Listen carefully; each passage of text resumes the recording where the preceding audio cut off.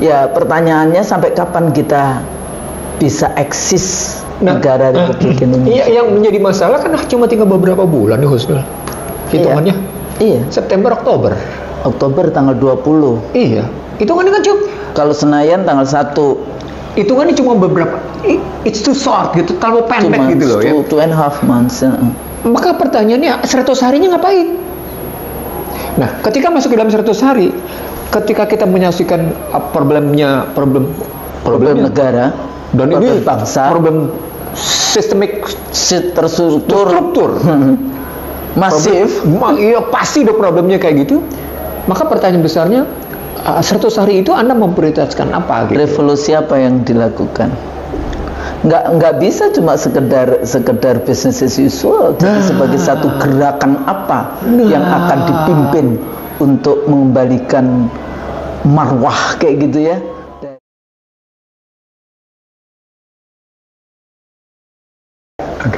Bismillahirrahmanirrahim. Assalamualaikum warahmatullahi wabarakatuh. Waalaikumsalam warahmatullahi. Alhamdulillah kita bisa berjumpa kembali dalam program IC Drill Show Conversation to Scholars dengan sahabat saya Dr. Iksanuddin Nursi dan saya sendiri Husnu Maria PhD. Pak Nursi apa kabar? Pak, alhamdulillah. Saya harus nyebutin itu karena memang ada pergeseran feudalisme di Indonesia. Oh iya. Sejak yang namanya pendidikan menjadi sarana untuk mobilitas vertikal. Gelar jabatan guru besar menjadi sarana orang untuk menunjukkan bahwa dia adalah orang terdidik. Padahal guru besar enggak. Kan jabatan. Dan itu presiden. Iya. Kumpulkan aja itu nggak tahu dari mana. Jadi ya Jadi ada profesor sebetulnya ini karena ngomongin itu ada yang selalu kita saya gitu ya, ada dua model. Iya. Profesi de la voix kayak gitu ya. Iya. Jadi Anda memiliki pengetahuan ya. Anda punya pemikiran, Anda khutbahkan pemikiran itu dan Anda punya murid. Itu the real professor. Punya pengikut, punya murid, the real professor. Satunya lagi profesor kum. Gitu ya. Kum ya. Kum. Karena yang muji sana begitu ya. Maksudnya ya pemikiran, kemudian mengkhutbahkan. Saya suka menggunakan mengkhutbahkan pemikiran dibandingkan mendiskusikan gitu, karena pemikiran-pemikiran yang berangkat dari apa namanya kecerdasan akal yang diberi oleh Tuhan kayak gitu kan, itu kan kemudian dikhutbahkan, kemudian dia punya pengikut. Nah itu yang dari profesor. Cuma sekarang tapi kan kalau ada orang punya pemikiran, punya pengetahuan, menghutbahkan atau menularkan pemikiran itu ke berbagai kalangan, dan itu rutin dilakukan gitu ya, tapi tidak punya gelar profesor gimana? Ibnu Khaldun ada profesornya, Ibnu Taimiyah ada profesornya, Ibnu Sina ada profesornya enggak, Aristoteles ada profesornya enggak. Kalau mau ngomongin kayak gitu, artinya that's a label. That's a label. Makanya enggak, obrolan kita awal kayak gitu karena begini. Pergeseran feodal. Kenapa saya bilang pergeseran feodalisme? Dulu feodalisme itu basisnya adalah kerajaan kan? Iya. Darah biru. Darah biru kan masuk keturunan bangsawan. Kan gitu kan? Betul. Sekarang orang ngambil pada jalur pendidikan untuk mobilitas vertikal. Dan persoalannya kan kejujuran ini di dalam konteks itu. You have to achieve that proses label itu dengan segala apa yang namanya ikhtiar yang dilakukan, belajar, baca ya. Kalau kita baca Al-Alaq 1-5 itu kan yang kenapa penting kayak gitu ya di dalam konteks itu. Nggak cuma baca aja, kalau pemirsa juga selalu melihat Allah dengan mencatatkan dengan kalam kayak gitu ya. Dan kalau Anda nanti melakukan itu, Allah akan kasih semua ilmu pengetahuan yang diberikan itu 1-5 itu ya, Al-Alaq 1-5. Nah, jadi Bang, itu persoalan tersendiri. Kalau para pemimpin, para pejabatnya melakukan untuk mendapatkan jabatan-jabatan itu ya bahkan dunia pendidikan pun diperlakukan kayak gitu ya. Sudah sampai di mana sebetulnya? Kan Husnul yang bilang kalau pendidikan tidak lagi menjadi sarana untuk remedi menyelesaikan solusi dari semua persoalan, maka rusaklah bangsa itu. Rusaklah bangsa itu. Dan itu ternyata rusak dari mulai input, proses, output, outcomes, multiplier efek ganda, semuanya rusak. Gimana tuh? Gimana? Ya, makanya kenapa kita salah satu ikhtiar kita di dalam konteks ini kita punya IC dari mudah-mudahan conversation saya ya, jadi percakapan kami berdua ini itu barokah gitu kan ya, mencerdaskan. Ini dalam niatnya adalah mencerdaskan. Semoga ilmu-ilmu yang kita sampaikan itu ilmu yang nafi, ilmu yang bermanfaat. Ya kan, walaupun bahasanya adalah bukan ilmu Al-Qur'an per se kayak gitu ya, tapi ilmu politik, ilmu ekonomi politik, sosiologi hukum dan sebagainya. Tapi insya Allah dalam rangka untuk membangun masyarakat yang the future of politik sendiri adalah keadilan, ya, jadi apa, kesejahteraan, kebahagiaan dan sebagainya. Ya kalau politiknya rusak, semuanya jadi rusak. Oh, jadi sumbernya politik ya? Politik. Termasuk politik pendidikan. Lah kan pendidikan produk, kebijakan pendidikan produk dari politik. Hukum pasal-pasal produk dari politik. Kalau politiknya rusak, mau masuk di sana dengan cara tidak halal ya sudah. Multiply efeknya tadi dalam menjadi. bahasa lain, kekuasaan adalah sumber dari segala sumber kebaikan atau kerusakan ya. Kebaikan atau kerusakan. Anda punya kekuasaan untuk dilakukan kebaikan itu masya Allah. Kalau adil, masya Allah, karena nanti juga kan yang pada saat yaumil hisab kan salah satu yang dilindungi oleh Allah itu adalah pemimpin yang adil. Kan salah satunya itu, atau kita berteman karena Allah. Ya kan, itu juga mendapatkan nanti payung-payung. Nah ini sebenarnya bisa dilihat gini juga, Husnul. Kita 79 tahun merdeka. Iya betul. Tapi kita punya 44 menteri pendidikan. Apa tuh artinya?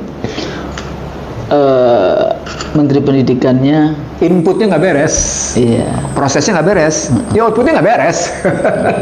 Dan ada ego ya, ego setiap kali Anda menjabat itu ada ego tersendiri untuk mengubah semuanya, tapi bukan mengoreksi, mengevaluasi mana yang perlu diubah dan mana yang tidak. Apalagi terus pendidikan dijauhkan dari agama. Nah, udah.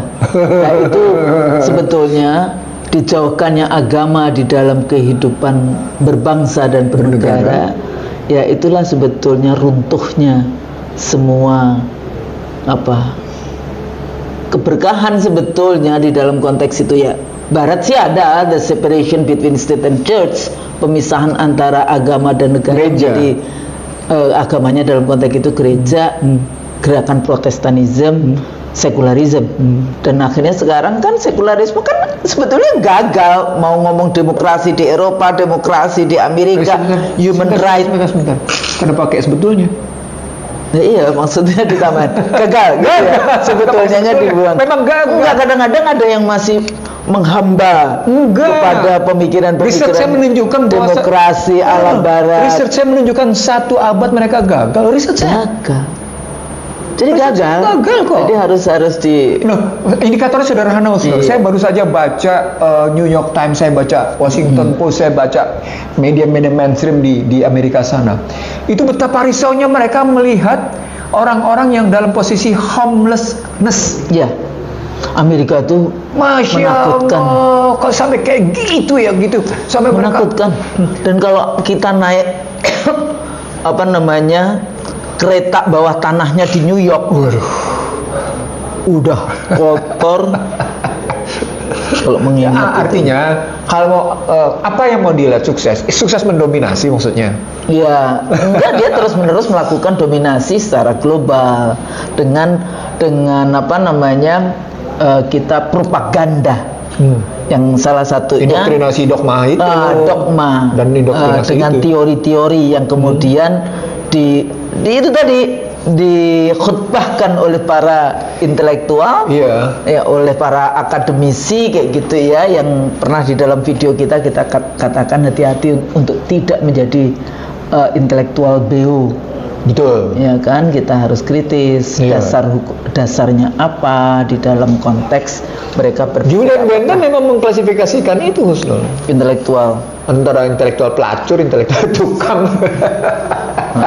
Iya, kalau kayaknya Edward Said juga. Iya. Tapi poinnya sebenarnya pembicaraan kita begini, Husnul. Ketika kita masuk dalam dunia pendidikan, karena memang saya baru saja menyampaikan ke beberapa kalangan dalam diskusi-diskusi tertutup gitu ya. Iya. Saya tidak mengerti pemerintahan yang akan datang punya tesa apa memperbaiki model desepsi yang sudah nyaris menjadi bagian dari adat istiadat. Iya. Jadi cultured, institutionalized. Ya, mungkin ini berbahaya loh. Bahaya Karena itu. dia akan menjadi internalized. Internalize kayak gitu. Jadi ketika dia sudah institutionalized, maka setahap lagi dia menjadi internalized. Sesuatu yang sudah melembaga dan kemudian masuk ke dalam posisi internalized, masuk ke dalam Dan struktur akhirnya kita tidak menganggap itu bukan desepsi. Nah ini kebayang nggak, ini berjalan sudah 10 tahun, Husnul. Oke. Dan orang baru sadar sekarang dengan model, wah ini penipuan, oh ini penyesatan, oh ini kebohongan, ini penyembunyian, ini penjungkir balikan. Ya,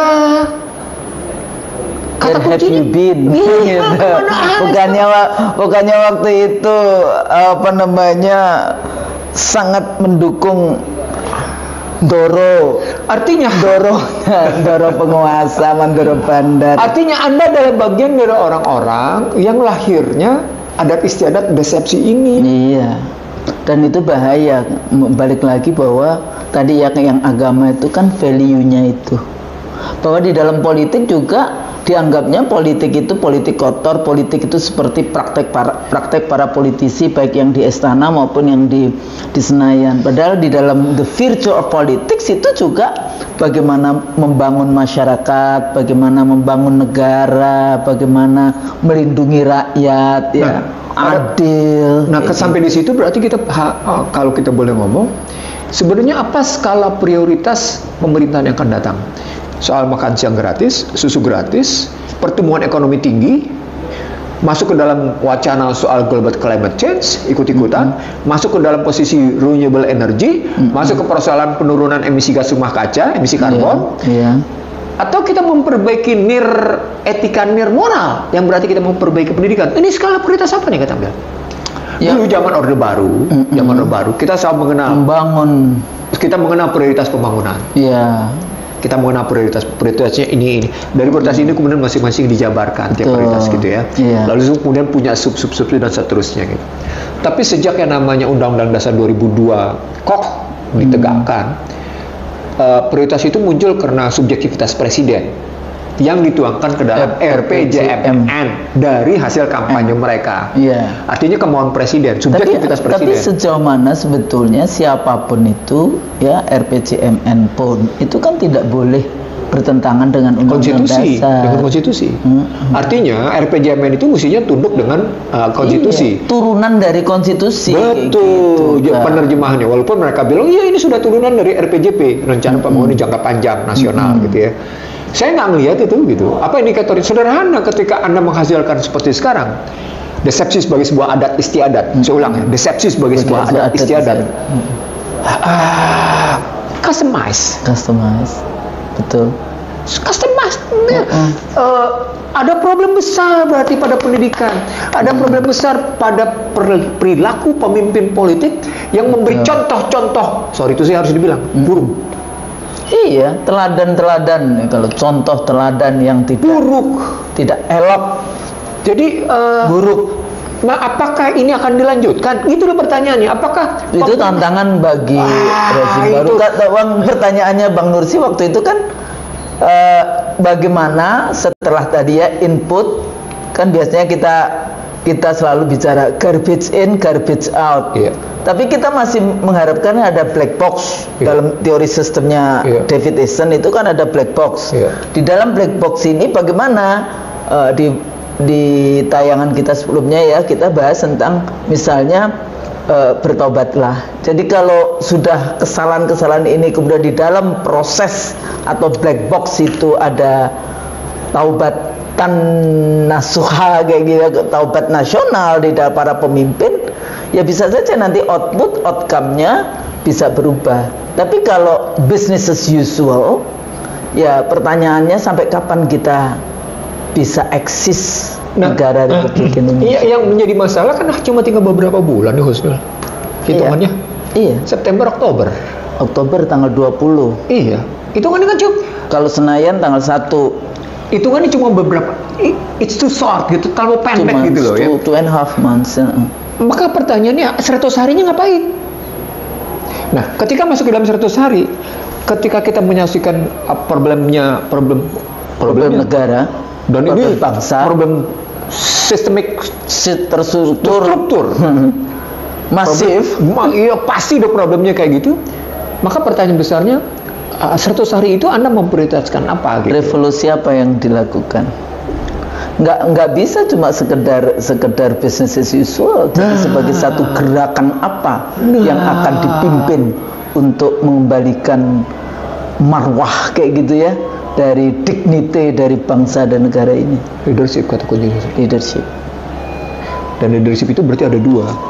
Leadership partai politik, leadership negara yang adanya dalam partai politik, dan leadership birokrasi. Karena ini akan mengarahkan masyarakat. Dua-dua ini kerjasama ini akan mengarahkan masyarakat.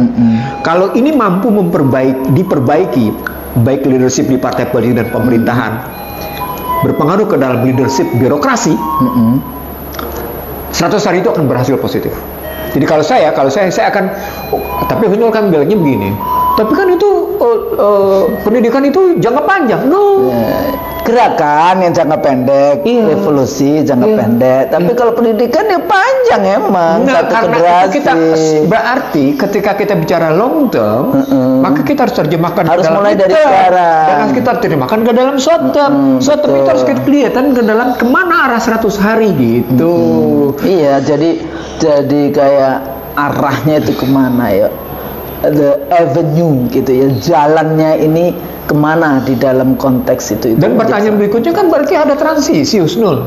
Transisi 10 tahun di bawah Joko Widodo dan pemerintahan yang akan datang. Apa yang ditransisikan? Apa yang ditransformasikan? Nah, mungkin gitu. salah satunya IKN nih. Jadi kalau kita lihat dalam konteks ibu kota ini ya Bang, kita ambil satulah di dalam konteks ibu kota. Tapi seru juga sih Kalimantan, ibu kotanya diambil Kalimantan. Ternyata yang Muhammadiyah dapat tambang itu juga di Kalimantan Selatan. Padahal Kalimantan sendiri kalau dilihat ya, pemirsa buka di internet gambar Kalimantan dari tahun 1950 sampai 2020 ya. Jadi sampai yang sekarang di dalam konteks itu Kalimantan, pulau yang dulu menjadi pulau terbesar, salah satu pulau terbesar di dunia, menjadi paru-paru dunia karena rainforestnya, tapi kemudian dihabisi seperti itu. Air saja juga susah di sana karena sudah dirusak dengan penambangan batu bara, dan yang diberikan kepada ormas Islam ini batu bara, ormas-ormas agama ini batu bara ya, bukan nikel, bukan emas, bukan minyak, bukan gas. Sebetulnya kalau kita mau alternatif pembangunan sumber daya alam yang tadi bicara tentang depletion non renewable energy, ini yang renewable energy ya, bio something, biotermal, ada angin, ada matahari, ada macam-macam yang bisa dikembangkan dalam konteks itu. Tapi kenapa mereka malas berpikir?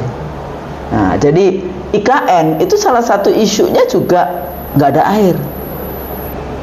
Airnya itu diambil dari nanti Kalimantan Tengah.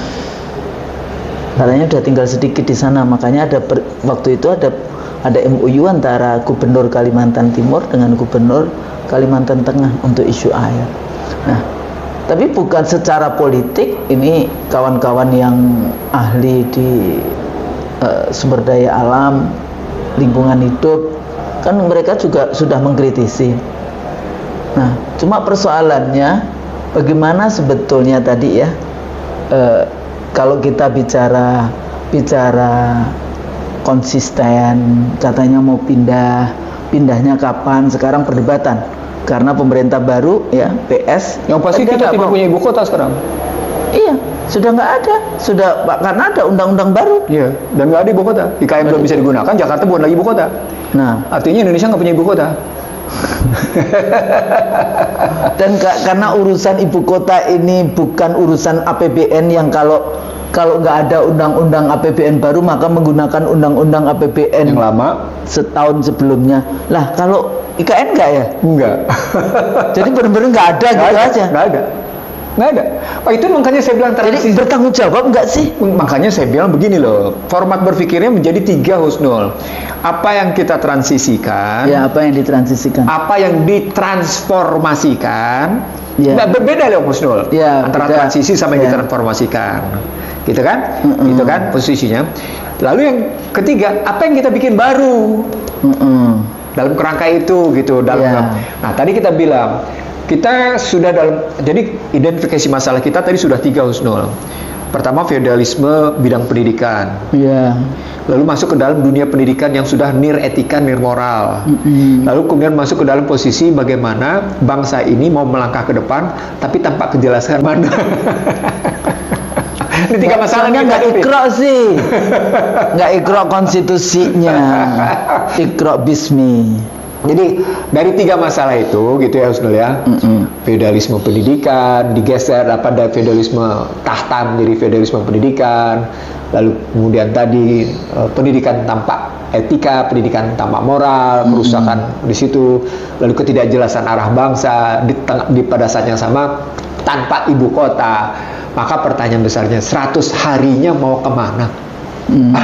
Gitu. 100 harinya mau kemana? Itu timnya lagi sibuk bagi-bagi menarik ekonomi. Sebenarnya pengumuman 24 April 2024 tentang siapa presiden terpilih yang kemudian bergeser disiapkan ke dalam pelantikan 20 Oktober itu kan butuh Mei, Juni, Juli, Agustus, September, Oktober, 6 bulan, Husnul. 6 bulan lah. 6 bulan itu cukup dong. Cukup untuk dong. Melakukan jadi dia tidak dihadapkan kayak dulu zamannya KPU 2004 itu kita putuskan itu 20 pokoknya 2 minggu sebelum, karena terakhir putaran kedua itu 20 September ya, putaran 2 tanggalnya, maka 3 minggu kemudian cuma seminggu sebelum 20 Oktober. Kerasa gerusu ya? Enggak, artinya they have sometimes now dengan 6 bulan gitu. Itu artinya, maka pertanyaannya sebenarnya apa yang Anda transisikan? Kan nggak ada.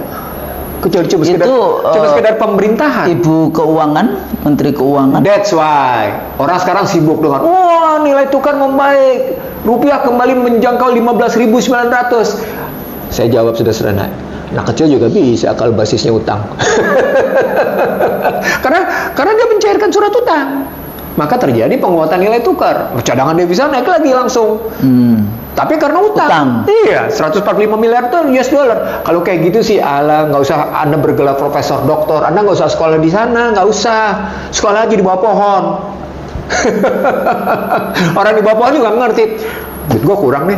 Itu utang lah. Gue ngutang supaya tambah nih dompet saya. Dompet gue. Kenapa? Gue masih punya cadangan emas, gue masih punya emas. Orang percaya sama gue kok. Gue masih punya emas, gue masih punya nikel, gue masih punya. Ya orang gampang nih, ngutang. Isi dompet selesai. Padahal emas, nikel itu emang untuk lo. Enggak. Artinya saya ingin mengatakan nggak usah sekolah kalau soal begitu gitu. Betul. Artinya yang saya mau bilang di dalam sini, Anda ternyata mentransformasikan hutang, tapi bukan mentransisikan hutang. Itu bedanya. Anda mentransformasikan hutang yang tadinya 8.384,4 triliun menjadi bertambah karena Anda dalam rangka memperbaiki rupiah. Kira-kira pertanyaan berikutnya, ini stabilnya sebentar, lama, atau kembali lagi naik?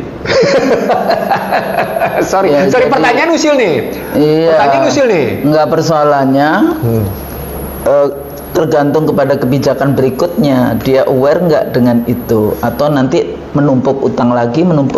Jadi continuity ya, utang berkesinambungan. Kalau saya nggak jawabnya. Apa? Pasti melemah lagi. Oh, okay. Karena data saya 60 tahun yang pernah kita tampilkan di IC The Real Show, rupiah terus ambruk selama 60 tahun. Dari tahun 64 hingga hari ini, apalagi sejaknya namanya reformasi. Keambrukannya lebih parah dibanding 64 ke 97. Tapi sejak 97 hingga hari ini keambrukannya, terpukulnya, disitulah muncul tesa saya. Itu dulu yang sering kali kita sebut sebagai mafia Berkeley ya? Iya. Yang awal-awal Orde Baru. Yang outputnya menjadi fundamental makroekonomi Indonesia rapuh. Karena sebetulnya balik lagi ideologinya liberalisme dan neoliberalisme. Artinya tadi ketika saya tanya berapa lama lu bisa memposisikan stabilkan rupiah kayak dengan harga segitu? Ya, yes. Kan pernah saya masukin dalam tes khusus nol. Jika kita terus-menerus tidak normal, maka yang tidak normal secara terus-menerus ini disebut sebagai abnormal kan? Yang abnormal berterus-terus terjadi, yang normal dong jadinya. Artinya rapuh. Dengan begitu rupiah akan jatuh lagi. Nah, itu artinya apa yang dipukul Sunul? Percaya diri Anda. Ketika percaya diri Anda, harkat martabat Anda dipukul terus-menerus kayak gitu, Anda kokoh nggak? Sebagai bangsa ya nggak kokoh, rapuh. Berarti. Tapi do they really understand? Apakah mereka betul-betul itu ngerti? Kan mereka harusnya mengerti dengan yang itu. Atau sudah yang seringkali kalau Anda sudah, ya kalau di dalam konteks bahasan kolbu gitu ya, kalau dia sudah melakukan dosa itu kan titik-titik maksiat, titik-titik tertutup semuanya, sehingga sudah tidak bisa melihat kebenaran, mendengar ya, sumum bukmun umyum fahum lah ya, kilun layar jiun, yang kayak gitu-gitu. Bisa juga seperti itu.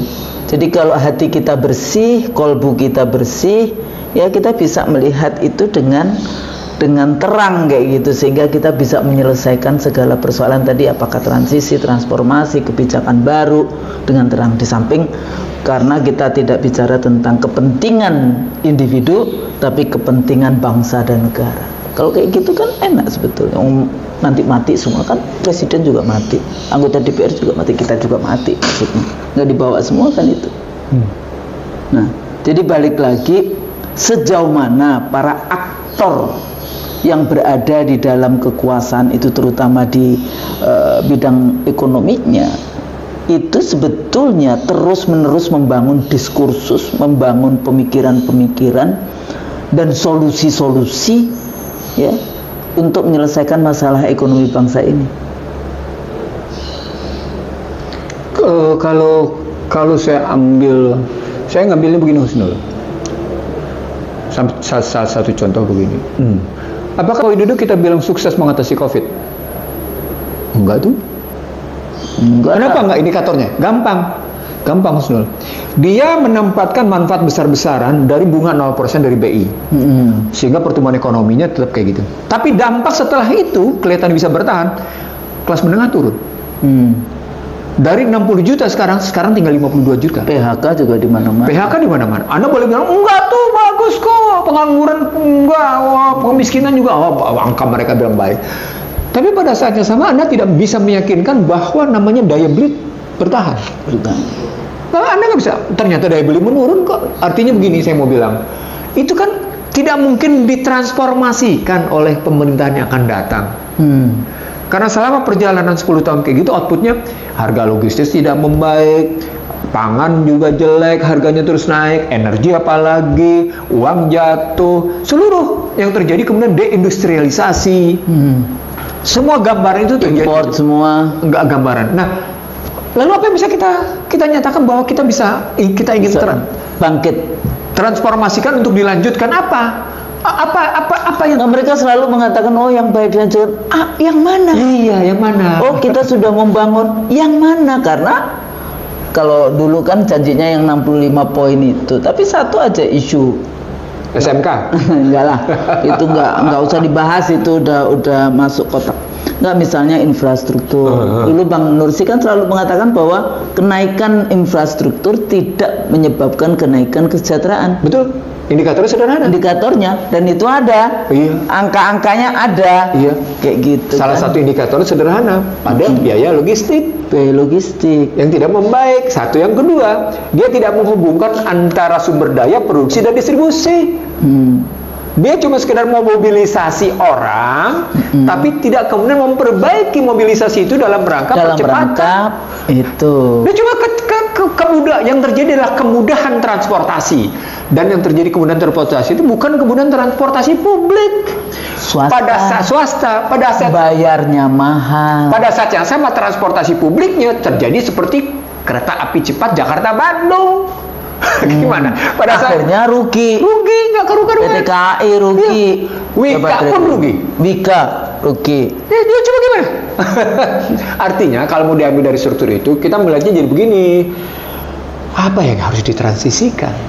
Oke. Jadi kalau kita ngasih tahu transisi pembangunan ekonomi, iya, artinya kan kalau transisi itu peralihan dari sesuatu yang dari satu transisi, ada sesuatu yang dipindahkan.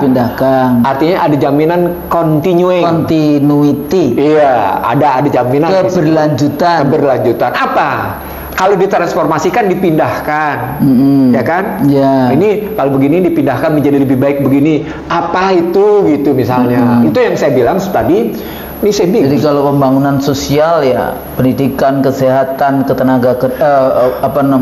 perempuan, HAM, lingkungan hidup dan seterusnya. Tesis dunia dimanapun, ketika kita bicara kesejahteraan, itu cuma 3 kontennya. Ya. Pendidikan, kesehatan, lapangan kerja. Cuma 3 tesisnya. Ketika Anda tidak bisa menjamin bahwa pendidikan menjadi lebih baik, gitu ya, bahkan akhirnya menjadi nir etika, nir moral, apakah Anda sedang... Bahkan ada pejabatnya sendiri mengatakan, tersiere itu nggak wajib. Pendidikan tinggi itu tersier sebutnya. Karena memang konstitusi bicaranya pendidikan menengah, pendidikan dasar menengah. Dia tidak bicara pendidikan tinggi. Ya, tapi kan afala takilun afatafakarunnya. Nggak usah kita bilang tapi Husnul. Konstitusi itu memerintahkan mencerdaskan kehidupan. Mencerdaskan, bukan sekolah SD, SMP, SMA. Nah, sekarang apakah dengan Anda bilang pendidikan tinggi adalah tersier, Anda sudah melakukan pencerdasan? Anda akan bilang, bukan tanggung jawab saya. Kalau gitu Anda jangan bilang Anda ada di Kementerian Pendidikan. Karena Anda berarti gagal, gitu loh logikanya. Mundur. Gitu, jangan begitu ngelihatnya gitu. Ya, balik lagi karena kemarin ada yang bilang, Bu, saya suka mendengarkan yang konsep modern slavery system. Apa modern slavery system? Ultra modern slavery system. Di dalam konteks itu saya bilang iya, karena kita semua disuruh, dia berpikir kita jadi buruh, jadi budak, ya, jadi buruh, budak, driver Gojek kayak gitu ya di dalam konteks ini. Sebetulnya ya salah satu kenapa lapangan kerja motor Gojek itu menjadi utama itu karena negara gagal memberikan lapangan kerja. Kan itu anak-anak muda. Jadi sudah sampai pada posisi negara gagal nih. Gagal dong. Mestinya kalau mau ya, ini anak saya yang di RSCM, maksudnya di Fakultas Kedokteran dulu, kalau di tempat yang mayat, apa itu namanya, kalau bagian dia sudah masuk ke mayat kayak gitu ya, itu tiap hari itu tiap hari itu driver Gojek ada yang meninggal. Tiap hari 1, 2, 1, 2 itu RSCM doang loh, belum yang lainnya. Dalam konteks itu artinya apa ya, meninggal karena Allah ya emang umurnya sudah habis.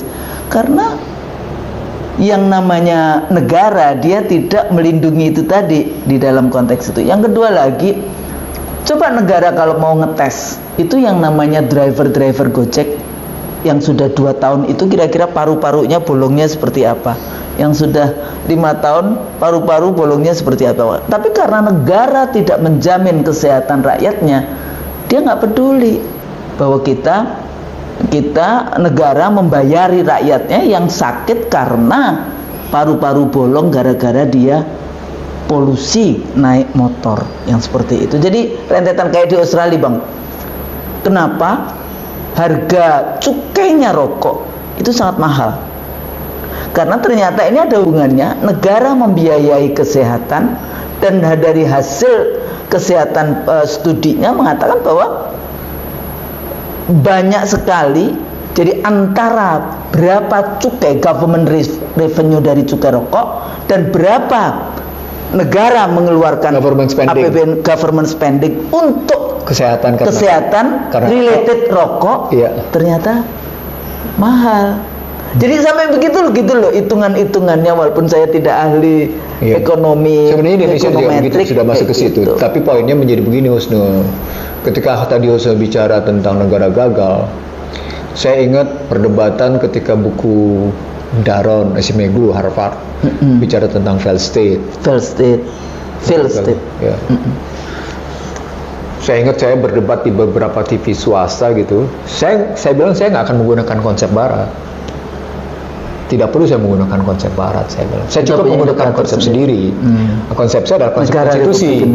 Iya, negara Republik Indonesia. Saya menggunakan konsep sampai seberapa jauh negara melindungi. Yang dilindungi apa? Saya bilang yang dilindungi itu masuk ke dalam, kalau pengertian dilindungi itu berarti Anda masuk postur pertahanan. Postur pertahanan pendidikan, postur pertahanan ekonomi, postur pertahanan hukum, postur pertahanan sosial, postur pertahanan budaya, postur pertahanan politik, postur pertahanan keamanan, postur pertahanan lingkungan, pangan dan seterusnya. Ekonomi tadi. Iya, ekonomi ya. Postur pangan, pertahanan ekonomi dan industri pertahanan. Semuanya ada di situ gitu. Nah, itu pengertian dilindungi. Berarti negara, berarti Anda tidak, perdebatannya menjadi, berarti Anda tidak ikut masuk dalam free market mechanism. Saya tanya balik, free market mechanism itu apa? Apa Amerika, saat itu aja saya sudah bertanya, apa Amerika itu tidak melindungi pasarnya? Mereka menggunakan free market, tapi mereka sangat melindungi. Ini apa namanya? Mereka menggunakan pasal-pasal juga. Apa itu yang Food and Drug, FDA-nya itu. Food and Drug Administration. Salah satu contohnya paling sekarang, yang sekarang ini paling nyata adalah bagaimana keluar aturan baru dari Joe Biden yang meminta negara Malaysia, Korea Selatan, Singapura, dan Amerika sendiri untuk tidak mengekspor high bandwidth memory tree. Ini satu chip untuk pengembangan ChatGPT AI. Coba, karena dia bermaksud melakukan menjegal perkembangan AI GPT-nya Cina, gitu ya. Sementara dia mempertahankan posisi industrinya. Kan pertarungannya sudah, artinya apa? Dia melindungi. Dia melindungi lagi, naikin tarif soal industri perumahan dan semacam-macam gitu ya. Artinya kalau itu aja sudah dia lihat gitu. Dan saya nggak ngerti kenapa orang-orang itu nggak ngelihat betapa itu dimulai dengan permainan tarif. Kemarin kita coba-coba untuk kayak gitu di tekstil. Wah, ternyata ribut nggak kerukaran. Apa dampaknya? Wah, mahal PHK besar-besaran. Tekstil. Begitu juga namanya sepatu, alas kaki. Akhir tahun 80-an, waktu itu saya kritik, kita mengkritikkan zamannya mahasiswa waktu itu ya. Bagaimana Indonesia itu punya MOU dengan Amerika. Jadi Indonesia bisa mengekspor tekstilnya ke Amerika, tapi kita mengimpor film-film Hollywood yang kelas, bukan yang kelas A kayak gitu, yang kelas ecek-ecek itu B, C, D, yang kayak gitu ke Indonesia. Jadi ini tidak kompatibel, yang satu tekstilnya, yang satu lagi value nilai, ya itu yang lebih parah kayak gitu. Dan tidak mungkin tahun 80-an waktu itu kita tidak merasa karena yang tadi cultured, internalized itu membutuhkan waktu. Itu silent intervention. Gitu. Silent invasion itu namanya. Ya sebetulnya itu kan perang juga. Campur tangan senyap. Yang Bang Nursi katakan sebagai hybrid war. Iya, hybrid war. Jadi tidak hanya cuma di kontak militer dengan senjata-senjata militernya, tapi dengan yang finance, migrasi, dan hal-hal seperti itu.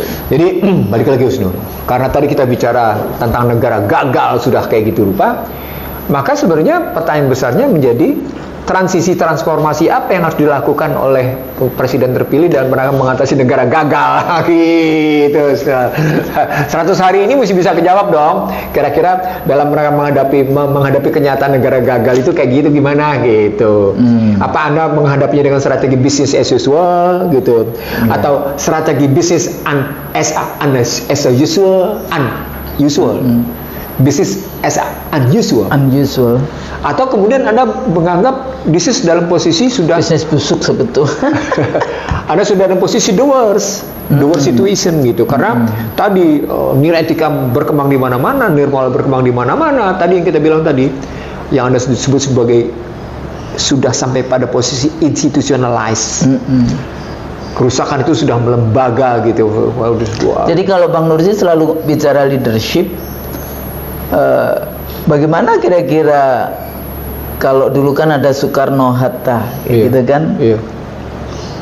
Nah, kalau ini kira-kira presiden bisa bekerja sama dengan wakil presiden, atau wakil presiden ini kita rakyat loh ya, yang nanti yang bayarin wakil presiden itu.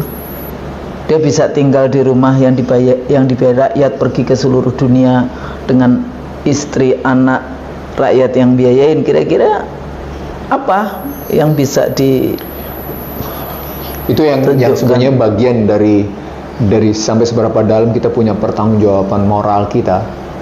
Tapi susah juga kalau minta pertanggungjawaban moral. Kan sudah nir moral. Tadi kan nggak ada. Jadi terus terang saya kali ini speechless, Husnul. Kali ini terus terang saja saya speechless untuk bicara apa yang ditransisikan, apa yang ditransformasikan, dan kira-kira yang baru apa? Nah, apa yang baru? Jadi yang memotong vicious circle. Betul. Kalau di Indonesia selalu kita bilang lingkaran setan. Yeah. Vicious circle.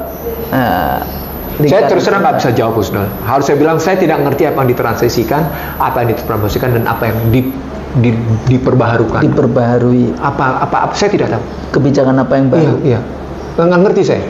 Dan tidak ada tanda-tanda yang nah, itu tadi dari perjalanan 24 April hingga paling tidak hari ini saya nggak melihat sesuatu yang hingga 17 Agustus kayak gitu ya. Yang ada adalah perayaan 17 Agustus dengan 100 alpat dengan segala macam. Maksudnya tadi IKN kayak gitu 100 alpat. Itu ada nggak di Kalimantan Timur 100? Katanya sih dibawa dari luar. Dan kenapa mesti Alphard? Iya, namanya nggak tahu, karena itu termasuk mobil mewah. Nah, kebayang nggak dalam suasana kita hutang besar-besaran kayak gitu, rakyat harus menanggung kemewahan itu? Nah, itu pertanyaannya. Itu wujud pernyataan negara gagal loh. Jadi pernyataan negara gagal sederhananya begitu. Di tengah yang namanya hutang demikian tinggi, rakyatnya demikian menanggung beban atas kemewahan itu, sementara si pejabat, elit pejabat, tidak pernah mau peduli dengan beban. Tidak punya empati dan simpati. Simpati. Tapi itu sama juga pada saat COVID juga begitu kan, nggak ada empati, simpati. Saya ingat kita acap kali memang kehilangan sense of crisis. Itu yang nggak ada. Nah, tahu nggak Ansel? Itu sense of crisis itu sebenarnya derivatif dari apa? Apa? Tidak ada sense of belonging terhadap negara ini. Jadi kalau Anda tidak punya sense of belonging, maka Anda tidak punya keinginan luhur menjalankan amanat konstitusi. Nanti patriotismenya dipertanyakan. Nasionalismenya habis. Nggak akan ada cerita patriotisme, nggak akan ada cerita nasionalisme, karena Anda sudah tadi, Anda tidak punya sense of crisis. Itu derivatif dari tidak adanya sense of belonging. Ketika Anda tidak punya sense of belonging, itu menggambarkan Anda tidak punya patriotisme, Anda jadi tidak punya ada nasionalisme. Tidak ada perjuangan untuk ini. Jadi kalau ada orang bilang adanya nawadosa, gitu ya, yang ada kemudian trikrisis, gitu ya. Tapi media itu yang iniin, saya masih ingat dulu yang 10 tahun sebelumnya. Pakai di foto diangkat-angkat. Sekarang makanya udah bangun. Kalau kita sih alhamdulillah sudah bangun, sudah. Tapi saya pernah bilang begini, Husnul, dalam satu kesempatan diskusi di Cikini itu dihadiri lebih dari 20 media. Saya bilang media ikut bertanggung jawab atas rusaknya bangsa ini. Iya. Jadi jangan Anda cuci tangan, saya bilang. Terus sekarang Anda jangan cuci tangan dong. Whitewash gitu ya. Nggak Jadi bisa. dia sudah merasa gitu, terus udah merasa bener. Udah. Sebagai penutup Mas Nul, karena kita sudah bicara negara gagal dan ketidakjelasan transisi gitu ya. Kita punya resep apa mengatasi negara gagal? Saya tadi sudah bilang, saya nggak tahu apa yang ditransisikan, Tidak tahu yang ditransformasikan dan tidak tahu polisi yang baru. Tapi kira-kira kalau konsep untuk mengatasi negara gagal, apa kira-kira Husnul? Kalau saya kebetulan karena sudah menulis manifesto ekonomi konstitusi, dan saya sudah sampaikan ke lingkungan mereka, ya terserah mereka mau pakai apa nggak, urusan mereka, bukan urusan saya dong. Iya. Itu untuk buktikan bahwa saya konsep kita punya tanggung jawab akademik. Selalu kan dibilang kita katanya nggak punya konsep. Ya. Ada. Enggak, saya sudah sampai pada sektor Husnul. Saya sudah sampai 9 sektor yang harus dilakukan seperti apa, coba kebayang nggak? Itu jangan-jangan 9 sektor yang semuanya 19, bukan 19 sektor. Privatization. Waktu itu kan ada 12 sektor pembangunan yang diprivatisasi karena pressure dari barat. Iya. Including education. Iya. Nah, saya kemudian berusaha menerjemahkan balik ke dalam perspektif pasal 33 tentang perekonomian disusun, bukan diserahkan ke pasar. Yang kedua tentang cabang-cabang produksi dalam pengertian mana itu hajat hidup orang banyak dalam barang, mana hajat hidup banyak dalam jasa. Bagaimana bumi, air, dan dirgantara gitu tidak digunakan, dimasukkan ke dalam perspektif berpikir APBN dengan pendekatan sumber daya manusia, sumber daya alam, sumber human capital, lalu masuk ke dalam sumber daya buatan. Lalu kita keterjemahkan ke dalam model sistem organisasi pemerintahan, karena memang sekarang dalam posisi sumber daya buatan menjadi basis segala-galanya untuk pengambilan kebijakan. Artinya, nah ini menarik nih sini. Artinya, ketika nanti pemerintah ini bekerja dengan data-data palsu, sampai datanya aja dipalsukan. Ketawa saya Husnul. sorry, tidak bermaksud ngejek ya, tidak bermaksud ngejek. Bukan ijazah palsu ya ini ya, data palsu. Ya sudah. Oh udah. Berdakan sudah mengharukan. Udah. Mau bilang apa? Maaf nih. Atau aspal asli tapi palsu. Ya udah, mau bilang apa gitu. Sama seperti pernyataan, kemiskinan menurun, pengangguran menurun, saatnya sama kita saksikan. Datanya palsu. Iya, mau bilang gimana coba. Jadi sebagai penutup ya, Anda masih punya kesempatan 2 bulan kerja nih. Masih punya kesempatan 2 bulan kerja untuk bicara 100 hari mau ngapain dalam kerangka transisi, transformasi, dan yang baru. Dalam rangka anggap bertanggung jawab memenuhi panggilan amanat konstitusi. Amanat konstitusi. Paling tidak itu sebenarnya bisa kita sampaikan. Saya bacain aja yang tadi saya katakan al-alaq itu bismillahirrahmanirrahim. Bacalah dengan menyebut nama Tuhanmu yang menciptakan. Khalaqal insana min 'alaq. Dia telah menciptakan manusia dari segumpal darah. Iqra wa rabbukal akram. Bacalah dan Tuhanmu lah yang maha mulia. Alladzi 'allama bil qalam, yang mengajar manusia dengan kalam, pena, dengan kalam.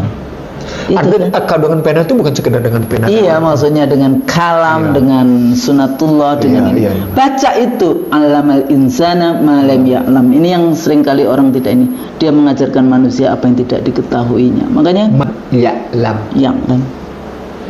Itu malam ya'lamnya ini tidak jadi kalau kita mau kembali yang seperti itu, Allah nanti akan kasih semua.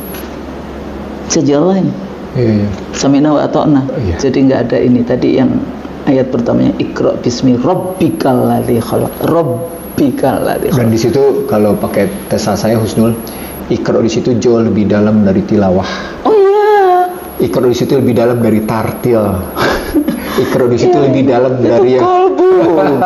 Ibadah, tauhid. Itu ceritanya. Amal soleh enggak. Saya paling tidak ini mengingatkan kalau kemudian nanti para pejabat itu ya bacalah loh apa yang Anda sekarang berkuasa. Kalau Anda tidak membaca amanah yang diberikan oleh Allah, kira-kira nanti seperti apa? Tidak hanya cuma di dunia, nanti juga di akhirat akan ditanyakan. Saya pikir itu.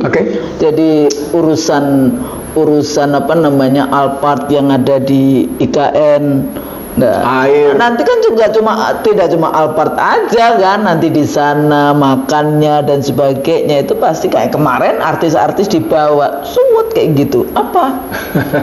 Itu kan cuma fashion kayak gitu Resepsi ya. itu, Sul. Ya desepsi ya. Resepsi Fashion gitu. Ngabisin uang Negara. APBN saja, uang negara saja ya. Hanya untuk apa? Hanya untuk jargon propaganda. Iya. Ya sepertinya bagus tapi intinya substansinya tidak. Oke. Tapi mudah-mudahan apa yang kita sampaikan conversation seperti ini banyak dilakukan ya teman-teman masyarakat scholars dari Aceh sampai Papua ya, dengan conversation ini maka kita bisa terus-menerus mengasah kalbu, mengasah pikiran kita, otak kita supaya kita bisa menjadi negara yang baldatun thayyibatun Warabun ghafur. warabun ghafur. Amin ya Kalau rabbal alamin. salah kami mohon maaf. Maaf.